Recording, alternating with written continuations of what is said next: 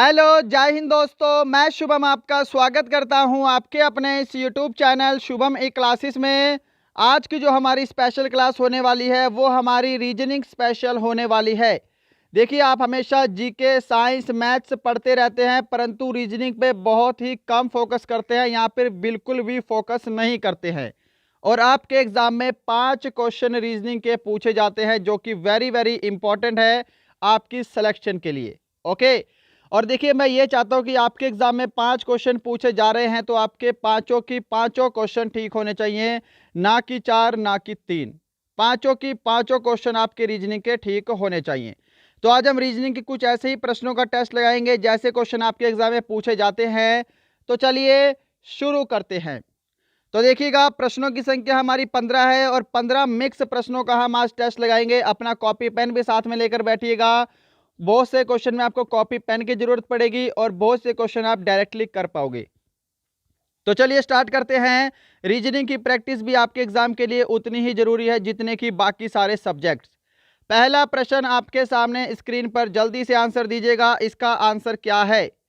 जल्दी से आंसर दीजिएगा। टेस्ट पूरा लगाना है। टारगेट मैं आपको दे रहा हूं 14 क्वेश्चन ठीक करने का 15 में से।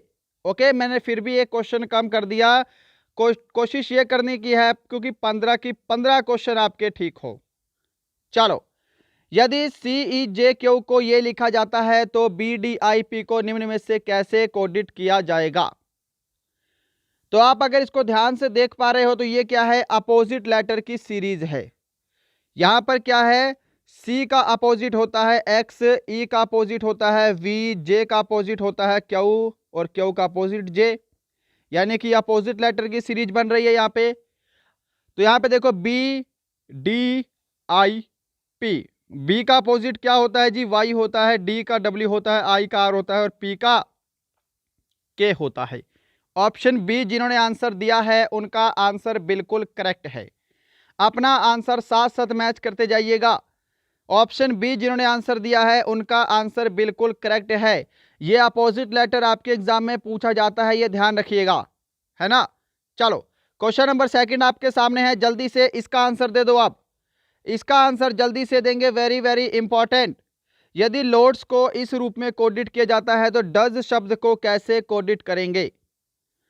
अब यहां पर कुछ लोग क्या करेंगे कि कोड बना के देखेंगे। देखो, ये डज जो है ये इसके अंदर भी तो दिखाई दे रहा है ना, इसके अंदर भी सेम अल्फाबेट वही है। तो आप डायरेक्टली पेपर में थोड़ा सा इस माइंड से बैठा करो कि आप क्वेश्चन जल्दी से कर पाओ। देखो, डी का कोड यहाँ पे क्या है? 3 है। ओ का कोड क्या यहाँ पे? 6 है। यहाँ पर देखो DOES, और ई जो है यहाँ पे लास्ट में है, सेकंड लास्ट में 2 पे और S 1 पे। 3 6 2 1 आपका राइट आंसर होगा ऑप्शन सी वाला। ओके, तो डज का कोड हमको इसी में से मिल गया, हमने इसी में से ढूंढ लिया। चलो बढ़ते हैं नेक्स्ट पे। क्वेश्चन नंबर थर्ड आपके सामने, जल्दी से इसका आंसर दे दो जी। श्रृंखला में आगे क्या आता है? क्वेश्चन मार्क के स्थान पर क्या आएगा आपको बताना है। जितनी जल्दी हो सके हम अपनी क्लास कंप्लीट करेंगे और आपको कंप्लीट टेस्ट लगाना है। बताओ यहाँ पे क्या लॉजिक फॉलो हो रहा है। आंसर आने लगे हैं, देखो।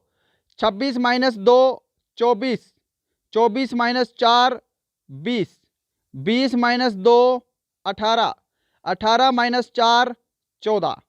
तो -2 -4 -2 -4 आगे -2 होगा, तो 14 में से 2 गए, 12 आपका राइट आंसर होगा ऑप्शन सी। जिन्होंने भी ऑप्शन सी को आंसर दिया है उनका आंसर बिल्कुल करेक्ट है जी। चलो, क्वेश्चन नंबर 4 आपके सामने है। इसका आंसर दे दो। यहां पर क्या लॉजिक फॉलो हो रहा है? अब इसके लॉजिक में आपका अच्छा खासा लेवल टेस्ट होने वाला है। यहां पर बताएंगे क्या लॉजिक फॉलो हो रहा है। तो देखो ध्यान से, यहां पर क्या किया है कि इन दोनों को जोड़ के ये लिखा हुआ है, इन दोनों को जोड़ के ये लिखा हुआ है। 7 और 3 10, 9 और 7 16, 8 और 4 को जोड़ के क्या लिखेंगे? 12 लिखेंगे। ऑप्शन सी आपका राइट आंसर होगा। ऑप्शन सी जिन्होंने आंसर दिया है उनका आंसर बहुत ही अच्छा है और उनकी तैयारी भी बहुत ही अच्छे लेवल पे है। क्वेश्चन नंबर 5 का आंसर दे दो जल्दी से। वेरी वेरी इंपॉर्टेंट है, यहां पर आपका थोड़ा सा दिमाग टेस्ट होने वाला है। विषम संख्या ज्ञात करो। तो देखो, जिन्होंने आंसर दे दिया है आंसर मैच करेंगे मेरे साथ। यहाँ पे लॉजिक देखो क्या फॉलो हो रहा है, पहली दो संख्याओं को जोड़कर तीसरी संख्या बनाई है, 3 और 2 5, ठीक है। यहाँ पे 4 और 3 7 होना चाहिए था, 4 और 2 6, 8 और 1 9। तो ऑप्शन बी जो है ये आपका डिफरेंट है, यहाँ पे 3 4 और 7 होना चाहिए था। क्या सभी को समझ में आया है ये लॉजिक? मैं उम्मीद करूंगा समझ में आया होगा। जितने ज़्यादा लॉजिक आपको पता लगेंगे आप एग्जाम में, उतने ही फ्रेश माइंड से बैठेंगे और उतने ही ज़्यादा आपके माइंड में लॉजिक आएंगे, आप आसानी से क्वेश्चन को सॉल्व कर पाएंगे। इसीलिए रीजनिंग की प्रैक्टिस भी बहुत ज़रूरी होती है। चलो इसका आंसर दे दो। यहाँ पे क्या लॉजिक फॉलो हो रहा है, फाइंड द ऑड लेटर। थोड़े से अच्छे लेवल का क्वेश्चन है, जल्दी से आंसर देंगे। यहाँ पे डिफरेंस क्या है इन चारों में से, तो देखो लॉजिक क्या लग रहा है, बीच ये 3 आपको दिखा रखे हैं अल्फाबेट, बीच वाला है, फिर ऐसे आपका सीरीज घूम रही है। देखो ई के बाद क्या है, एफ छोड़ के, ई के बाद एफ छोड़ के जी है, और जी के बाद एच छोड़ के यहां पे आपका आई है। समझ गए लॉजिक? बीच वाले से स्टार्ट करेंगे, ई के बाद एफ छोड़ के जी, जी के बाद एच छोड़ के आई, बी के बाद सी छोड़ के डी, और डी के बाद ई छोड़ के एफ। ऐसे डब्ल्यू के बाद एक्स छोड़ के वाई, वाई के बाद जेड छोड़ के यहाँ पे ए आना चाहिए था। ऑप्शन सी आपका करेक्ट आंसर होगा, ये लॉजिक फॉलो नहीं हो रहा है। ठीक है, लास्ट वाला चेक कर लो, जे के बाद के छोड़ के एल, एल के बाद एम छोड़ के एन। समझ गए? तो जिन्होंने भी यहाँ पे ऑप्शन सी आंसर दिया था मेरे से पहले, उनका आंसर बिल्कुल सही है। मेरे से बात तो देते रहो, आपको तो लॉजिक पता लग गया। अब सबके आंसर आ रहे होंगे लॉजिक पता लगने के बाद। कोशिश करना कि मेरे से पहले आंसर दें। चलो, और यदि समय चाहिए तो सेशन को रोक लें। यहां पे आंसर दो जी फटाफट से। आपकी जनरल साइंस टेस्ट होगी यहाँ पे कि किडनी क्या है, नेफ्रोलॉजी से संबंधित है, तो मस्तिष्क किससे संबंधित होगा? देखो किडनी क्या है, नेफ्रोलॉजी संबंधित है, तो मस्तिष्क जो है वो तंत्रिका विज्ञान से संबंधित होगा। ऑप्शन डी करेक्ट आंसर होगा। इसकी जगह आपको एग्जाम में न्यूरोलॉजी भी आ सकता है, ये ध्यान रखिएगा। Got it? चलो क्वेश्चन नंबर 8 का आंसर दो जल्दी से। Find the odd one from the given options. ऐसे ही लेवल के क्वेश्चन आपके एग्जाम में आएंगे, टेस्ट कंप्लीट लगाइएगा, कॉपी पेन रख के बैठिएगा। बताओ जी यहां पर क्या लॉजिक फॉलो हो रहा है? तो पुराने की तरह ही लॉजिक फॉलो हो रहा है, जो लॉजिक पहले फॉलो हुआ था वही लॉजिक अभी भी फॉलो हो रहा है। यहां पे पहली 3 संख्याओं को जोड़कर चौथी संख्या बनाई गई है। 3 और 2 5, 5 और 4 9, 1 और 3 4, 4 और 3 7, 5 और 4 9। देखो 2 और 3 5 और 1 यहाँ पे 6 होना चाहिए था, यहाँ पे 7 दिया हुआ है। तो राइट आंसर क्या होगा? ऑप्शन डी होगा। 1 2 3, यहाँ पे 6 होना चाहिए था। Got it? चलो क्वेश्चन नंबर 9 आपके सामने है, इसका आंसर दे दो जल्दी से, फटाफट जल्दी से आंसर दीजिएगा। यदि एक निश्चित कोड में मैंगो को LBLIL लिखा जाता है, उसी कोड में मॉन्क्स को कैसे लिखा जाएगा? देखो क्या लिखा है, MANGO, मैंगो को LBLIL। Got it? देखो M के बाद क्या है, नीचे से देखो L के बाद M, यहाँ पे -1 किया है ना, M से पहले L आएगा, फिर A के बाद B आएगा, यहाँ पे +1 किया है। अब देखो यहाँ पे -2 किया है, LMN, N से 2 बार पहले L आता है, और यहाँ पे देखो क्या है, यहाँ पे +2 किया है, फिर यहाँ पे -3 किया है। तो ये सीरीज आपकी लग रही है। Got it? अब इसको यहाँ पे देखो M के बाद क्या है, -1 करेंगे तो यहाँ पे आएगा आपका L, ठीक है।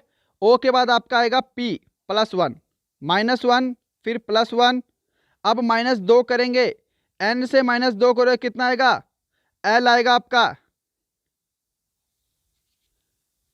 अब देखो K के बाद क्या होगा, P छोड़ के Q, M आएगा यहाँ पे, और फिर यहाँ पे P आ जाएगा। ऑप्शन ए आपका करेक्ट आंसर होगा, जिन्होंने ऑप्शन ए को आंसर दिया है। क्या सभी का आंसर सही आ रहा है? चलो क्वेश्चन नंबर आपके सामने 10 है, जल्दी से इसका आंसर दे दो फटाफट। क्वेश्चन नंबर 10 का आंसर जल्दी से देंगे कि चेयर को इस रूप में और प्रीच को इस रूप में लिखते हैं, तो सर्च को कैसे लिखेंगे? ऐसा क्वेश्चन आपके एग्जाम में 100% पूछा जाएगा। बिल्कुल आपके एग्जाम पैटर्न के ऊपर हमारा ये टेस्ट हो रहा है।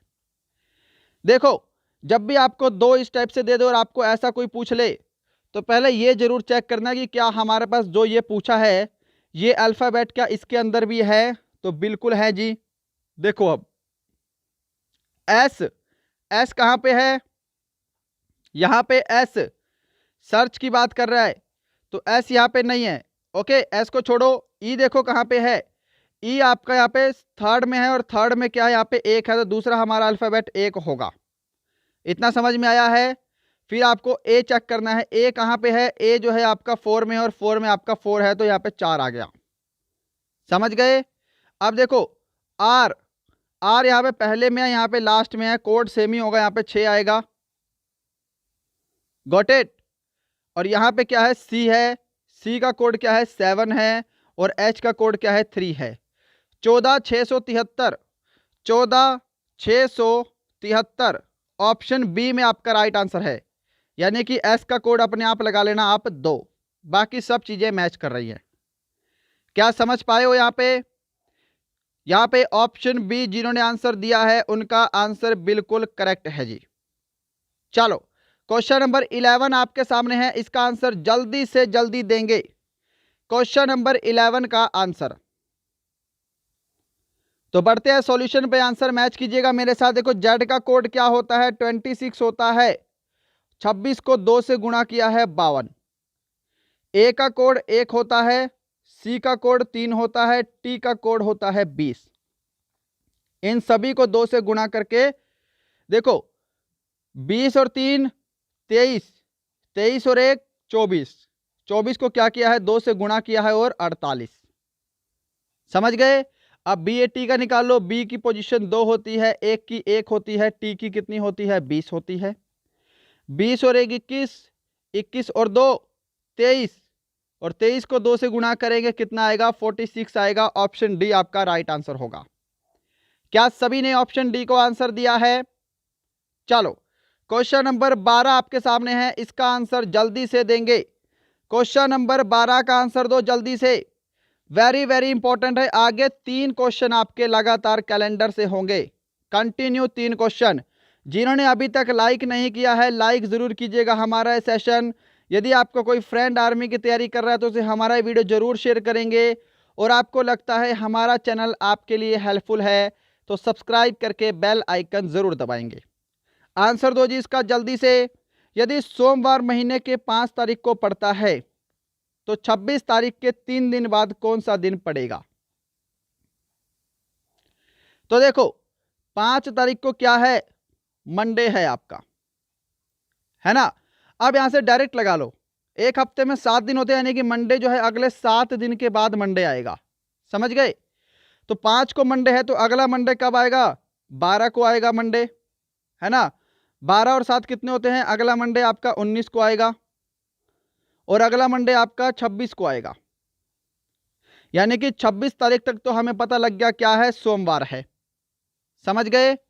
और 26 के 3 दिन बाद बताना है, 3 दिन बाद जोड़ लो, 1 2 3 सोमवार है, मंगलवार बुधवार वीरवार। ऑप्शन डी आपका राइट आंसर होगा यहाँ पे। क्या सभी ने सही आंसर दिया है?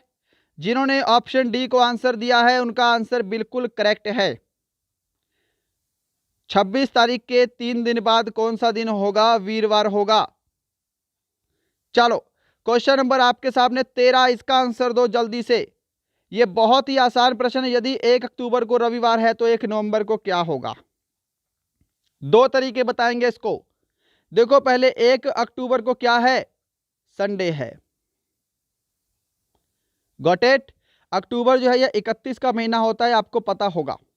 अब देखो अगला संडे कब आएगा, 8 तारीख को आएगा। अगला संडे कब आएगा, 8 7 15 को आएगा। 15 और 7 22 को अगला संडे आएगा, और उससे अगला संडे आएगा 22 और 7 29 को। यानी कि हमें पता लग गया कि 29 तारीख तक तो संडे है। फिर बचा कितना, 30 31 और 1। हमको 1 को बताना है कौन सा दिन होगा। अब 29 को संडे है, 30 को सोमवार होगा, 31 को मंगलवार होगा, और एक को बुधवार होगा। ऑप्शन बी आपका करेक्ट आंसर होगा, वेडनेसडे। क्या सभी ने ऑप्शन बी को आंसर दिया है? मैं उम्मीद करूंगा सभी को समझ में आया होगा। देखो, ये तो रही आपकी पहली ट्रिक। अब दूसरा मैं बताता हूं आपको डायरेक्ट कैसे करोगे। देखो, 1 अक्टूबर को क्या है, यहाँ पे संडे है। अक्टूबर में 31 दिन होते हैं ना, 31 दिन अक्टूबर के होते हैं। एक दिन निकाल लो तो कितने दिन बचे? 30 दिन बचे। हमको 1 नवंबर तक का पता करना है तो 1 नवंबर भी जोड़ दो, यानी कि टोटल दिन कितने हैं? 31 दिन है। यानी कि हमको बताना है कि आज से 31वें दिन कौन सा दिन होगा। समझ रहे हो ये लॉजिक? अब इसमें क्या करना होता है आपको, जो 31 है आपका टोटल, अब 31 दिन बचे हैं, इस 31 को 7 से भाग कर दो। जितना आपका भाग हो गया उतने संडे आपके कट गए। 7 चौके 28, 28 तारीख तक का कट गया आपका। कितना बचा? 3 शेषफल बचा है। अब इस 3 को संडे में जोड़ दो, आपका राइट आंसर आ जाएगा। रविवार को बाद सोमवार, मंगलवार, बुधवार, तीसरा दिन बुधवार होगा। आपका आंसर ऐसे भी निकल जाएगा। ओके, यानी कि हमने क्या किया, दोबारा समझाता हूं। देखो, 1 को हमारा संडे था। अब जितने दिन बचे हैं, 30 दिन आपके अक्टूबर के बचे हैं, 1 दिन आपका नवंबर का बचा है, टोटल 31 दिन बचे हैं। अब 31 दिन को 7 से भाग कर दो, 7 चौके 28, आपका शेषफल बचेगा 3। जो शेषफल बचेगा उसमें आपको संडे प्लस कर देना है। तो ये 3 दिन और जोड़ लो, संडे के बाद आपका राइट आंसर आ जाएगा। क्वेश्चन नंबर 14 का आंसर दो जल्दी से।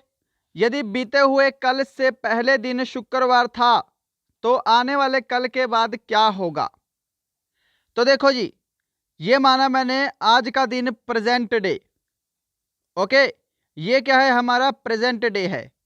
बीते हुए कल से पहले का दिन क्या था? शुक्रवार था, फ्राइडे था। यानी कि कल आपका सैटरडे होगा और आज क्या है? संडे है। तो आपको बोला है आने वाले कल के बाद वाला दिन क्या होगा। संडे है, मंडे, और फिर कौन सा दिन होगा? ट्यूसडे होगा। ऑप्शन सी आपका राइट आंसर होगा। जिन्होंने भी ऑप्शन सी को आंसर दिया है उनका आंसर बिल्कुल करेक्ट है। चलो, आज का लास्ट क्वेश्चन है, क्वेश्चन नंबर 15, और सेशन कंप्लीट होने के बाद सभी बच्चे कमेंट करेंगे कि आपको आज का सेशन कैसा लगा, क्या हमें बीच बीच में रीजनिंग की क्लासेस भी करनी चाहिए या नहीं करनी चाहिए, और आपको मेरा पढ़ाया हुआ कैसा लगता है। अपना स्कोर भी कमेंट करेंगे, आपका स्कोर इन 15 में से कितना आया है। चलो आंसर दो जल्दी से। वह संख्या चुने जो समूह के दूसरों से अलग है। तो आंसर देखो, यहां पे डायरेक्ट आपका ऑप्शन बी हो जाएगा 27। 17, 29 और 37 क्या है? एक प्राइम नंबर है, अभाज्य संख्याएं हैं, राइट। और 27 क्या है? यह एक विषम संख्या है।